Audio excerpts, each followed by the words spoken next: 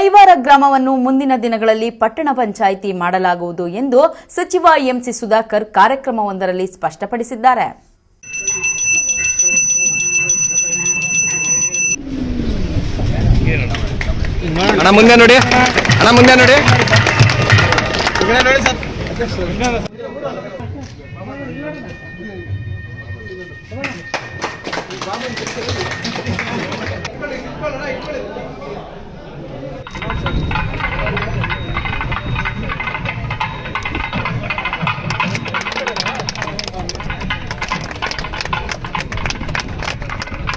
ಚಿಂತಾಮಣಿ ತಾಲೂಕಿನ ವೈಸುಕೂರಿನಲ್ಲಿ ಸಾಮೂಹಿಕ ಹಾಲು ಕರೆಯುವ ಘಟಕ ಹಾಗೂ ಸೋಲಾರ್ ಪ್ಯಾನೆಲ್ ಘಟಕದ ಉದ್ಘಾಟನಾ ಕಾರ್ಯಕ್ರಮವನ್ನು ಹಮ್ಮಿಕೊಳ್ಳಲಾಗಿತ್ತು.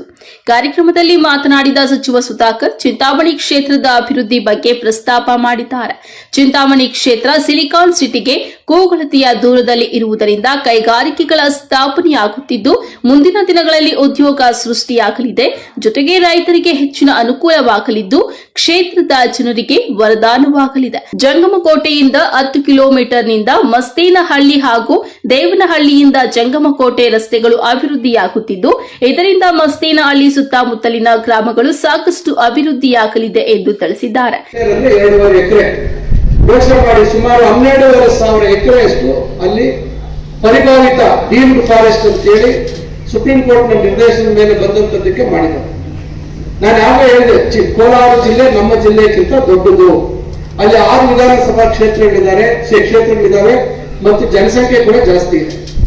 ಆದ್ರೆ ನಮ್ದು 5 ವಿಧಾನಸಭಾ ಕ್ಷೇತ್ರ, ಜನಸಂಖ್ಯೆ ನಮಗೂ ಅವ್ರಿಗೂ ಸುಮಾರು 3 ಲಕ್ಷಕ್ಕಿಂತ ಹೆಚ್ಚು ವ್ಯತ್ಯಾಸ ಇದ್ದಂಗಿದೆ. ಆದ್ರೆ ನಮ್ಮ ಜಿಲ್ಲೆಯಲ್ಲಿ ಹಿಂದೆ ಏನೀಗ 10 ವರ್ಷಗಳಲ್ಲಿ ಯಾರು ಆಡಳಿತ ಮಾಡಿದ್ದಾರೆ ಅವರು ಸರಿಯಾದ ರೀತಿ ಇದನ್ನ ವಿಷಯಗಳನ್ನ ತೆಗೆದುಕೊಂಡಿದ್ದೀರ, ಅಧಿಕಾರಿಗಳನ್ನ ಸರಿದಾರಿಯಲ್ಲಿ ನಡೆಸ್ತೀರ ಇದ್ದಿದ್ದಕ್ಕೆ ಇವತ್ತು 20,000 ಹೆಕ್ಟೇರ್ ಅಂದ್ರೆ ಸರಿಸುಮಾರು 50,000 ಎಕರೆ ಇವತ್ತು ಪರಿಭಾವಿತ ಅಥವಾ ಡೀಮ್ಡ್ ಫಾರೆಸ್ಟ್ ಅಂತಕ್ಕಂಥದ್ದಲ್ಲಿ ಇವತ್ತು ಸುಪ್ರೀಂ ಕೋರ್ಟ್ ಅಲ್ಲಿ ಇವತ್ತು ಆಗ್ಬಿಟ್ಟಿದೆ. ಏನಿವತ್ತು ಮಸ್ತೇನಹಳ್ಳಿಯಲ್ಲಿ ಕೈಗಾರಿಕೆ ಪ್ರದೇಶ ನಾನು ಸುಮಾರು 800 ಎಕರೆ ಗುಡಿಸಿದ್ದೆ, 600 ಎಕರೆ ಗುಡಿಸಿದ್ವಿ, 595 ಎಕರೆ ಗುಡಿಸಿದ್ವಿ. ಫೈನಲ್ ನೋಟಿಫಿಕೇಶನ್ ಆಗಿದ್ದು 530 ಎಕರೆ. ಅದಾದ ನಂತರ ರಸ್ತೆ ಬೇಕು ಅಂತೇಳಿ ತಳಂಗಾರದಿಂದ ಮಲ್ಕಾಪುರದ್ದು ಮತ್ತು ಮಾರತ್ನಹಳ್ಳಿ ನಂಬರ್ಗಳಲ್ಲಿ ಸುಮಾರು 400 ಎಕರೆ ಹೆಚ್ಚುವರಿಯಾಗಿ ನಾವು 10 ವರ್ಷದಲ್ಲಿ 2019-20 ಗುಡಿಸಿದ್ವಿ.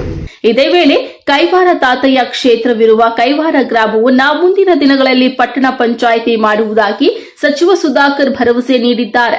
ಇನ್ನು ಸಚಿವ ಸುಧಾಕರ್ ಅವರ ಭರವಸೆಯ ಮಾತುಗಳಿಗೆ ಕ್ಷೇತ್ರದ ಜನ ಮೆಚ್ಚುಗೆಯನ್ನ ವ್ಯಕ್ತಪಡಿಸಿದ್ದಾರೆ. Aslam Pasha, MMTV news, Chintamani.